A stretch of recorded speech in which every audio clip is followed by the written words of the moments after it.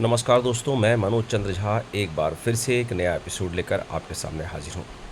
आज मैं बात करूँगा आरसीबी के जीत के जश्न की। आरसीबी ने जैसे ही अहमदाबाद के नरेंद्र मोदी स्टेडियम में 18 सालों के बाद आईपीएल का खिताब अपने नाम किया, जश्न की शुरुआत हो गई। हमने अहमदाबाद, कोलकाता, चेन्नई, देश के दूसरे शहरों में हर जगह जश्न की तस्वीरें देखी।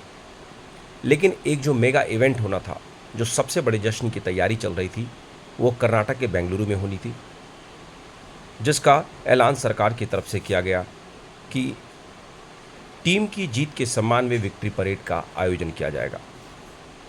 आईपीएल का खिताब जीतने के बाद टीम अहमदाबाद से बेंगलुरु पहुंची। उनके सम्मान में विक्ट्री परेड का आयोजन किया गया। उनके विक्ट्री परेड में मानो पूरा का पूरा बेंगलुरु सड़कों पर उतर आया। लोग आरसीबी की जर्सी पहनकर सड़कों पर दिखाई दिए। आरसीबी की बैनर्स लोगों के हाथ में थे और लोग विराट विराट के नारे लगा रहे थे। जाहिर सी बात है, 18 सालों का सूखा खत्म हुआ था और पहली बार आईपीएल की ट्रॉफी बेंगलुरु के हाथ में थी, तो जश्न तो होना ही था, इवेंट भी मेगा होना था। उनके सम्मान में जिस विक्ट्री परेड का आयोजन किया गया, उसमें करीब 6 से 7 लाख लोग मौजूद थे। बाहर विक्ट्री परेड का आयोजन किया जा रहा था, लेकिन इसका जो कार्यक्रम होना था, जो सम्मान समारोह होना था, वो अंदर चिन्नास्वामी स्टेडियम के अंदर होना था।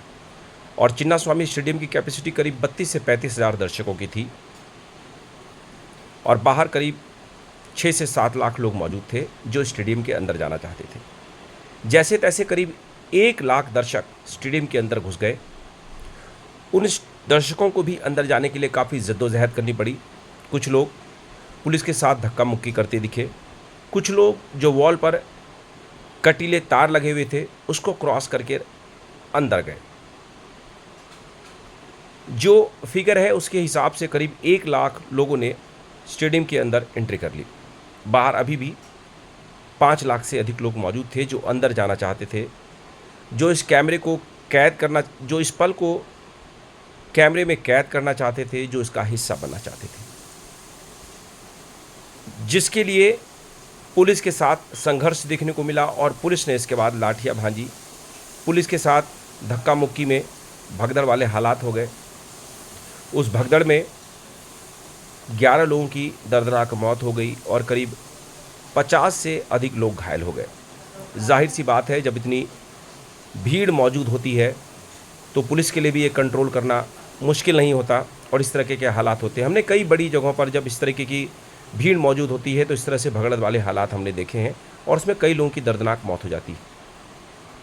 लेकिन सवाल ये उठता है कि जब इस तरीके का आयोजन किया जा रहा था तो क्या मैनेजमेंट को इस बात की उम्मीद नहीं थी कि यहाँ पर इतनी बड़ी संख्या में लोग जुट सकते हैं? इस हादसे के बाद पॉलिटिकल बयान हमने सुनने को मिले। सिद्धारमैया से इस्तीफ़ा मांगा गया। सिद्धारमैया ने भी आनन फानन में प्रेस कॉन्फ्रेंस की। उसके बाद एसआईटी बिठा दी गई और जो 15 दिनों के बाद अपनी रिपोर्ट सौंपेगी, उसमें सही पता चलेगा कि आखिर इस हादसे की वजह क्या थी। लेकिन बड़ा सवाल यही है कि जब इस तरीके का इवेंट किया जा रहा था तो इस तरह से बदइंतज़ामी क्यों थी?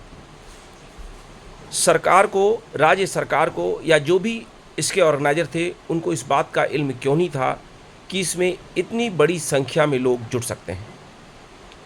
जब सम्मान में इतने बड़े परेड का आयोजन किया गया तो फिर उसका इंतज़ाम भी मेगा होना था।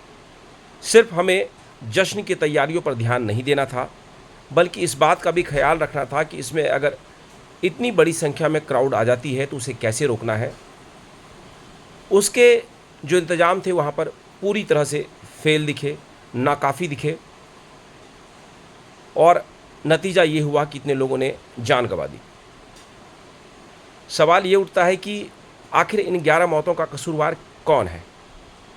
क्या पब्लिक जो इस विक्ट्री परेड का हिस्सा बनने गई थी, जो इस लम्हे को जीना चाहती थी, या वो जिनकी तरफ से इस आयोजन का ऑर्गेनाइज किया गया था। ऐसा इसलिए क्योंकि कई बार ऐसी हादसे हमने देखे हैं और इससे हमें सबक लेने की ज़रूरत है, जिससे कि आगे इस तरह के इंसिडेंट को हम रोक सकें। क्योंकि भारत जैसे बड़े देश में इस तरीके के इवेंट होते हैं और पब्लिक बड़ी संख्या में जुटती है। हमने पिछले दिनों महाकुंभ में देखा, वहाँ पर भी भगदड़ वाले हालात थे और वहाँ पर भी कई लोगों ने अपनी जान गंवा दी। सवाल ये उठता है कि अगर इस तरीके के इवेंट को ऑर्गेनाइज किया जाता है तो उसका पूरा प्रोग्राम, पूरा उसका फॉर्मेट तय होना चाहिए, जिससे कि लोगों की जान ना जा सके। भले ही जांच बिठा दी गई हो, मुआवजे का भी ऐलान कर दिया गया हो, आरसीबी की तरफ से चाहे बीसीबी की मैनेजमेंट की तरफ से हर तरह के से बयान आ गए हैं और इस दुख की घड़ी में उन्होंने कहा हो कि हम परिवार के साथ हैं और उनको मुआवजा भी दे दिया जाए। लेकिन सवाल है कि क्या जो 11 लोगों की मौत हुई है उनकी ज़िंदगी वापस आ जाएगी? क्या उन परिवारों का जो गम है वो सिर्फ मुआवजे से उसकी भरपाई हो जाएगी? ये सभी बड़े ज्वलंत सवाल हैं जो उठने चाहिए, जो पूछे जाने चाहिए, ताकि भविष्य में इस तरह के हादसे ना हो सके। क्योंकि इस तरह के जो प्रोग्राम हैं वो आगे भी ऑर्गेनाइज होते रहेंगे। इस तरह के जश्न के मौके कई बार और आएंगे। हम उस पर रोक नहीं लगा सकते, लेकिन इतना ज़रूर कर सकते हैं कि इस तरह के इंतज़ाम किए जाएं जिससे कि बहुत ज़्यादा भीड़ इकट्ठी ना हो, इस तरह के हादसों की पुनरावृत्ति ना हो। हमें ज़रूरी है इस हादसे से सबक लेने की, ताकि जो लोग मारे जाते हैं, जिन परिवारों की खुशियाँ छिन जाती है, वो फिर से ना हो। मैं